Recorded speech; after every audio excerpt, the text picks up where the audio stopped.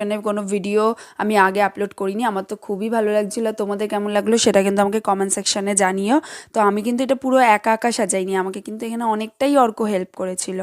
তো যাই হোক, তারপরে রাতের বেলা আবার গিয়েছিলাম বার্থডে পার্টিতে। সেখানে গিয়ে দেখলাম যে বেলুনগুলো অর্ধেক তো নিচেই ফেলানো ছিল, কারণ তোজো, যার বার্থডে তার নাম তোজো, তো তার যত ফ্রেন্ডসরা ছিল সব খুব দুষ্টুমি করছিল।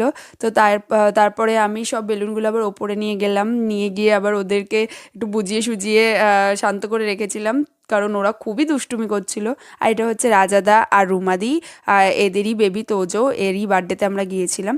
তো রাতের বেলা খাওয়া দাওয়া করে আমরা আবার বেরিয়েও পড়েছিলাম, অনেকটাই রাত হয়ে গেছিলো। এটা কিন্তু অনেক দিন আগের ভিডিও, আমি কিন্তু অনেকটাই পরে আপলোড করলাম।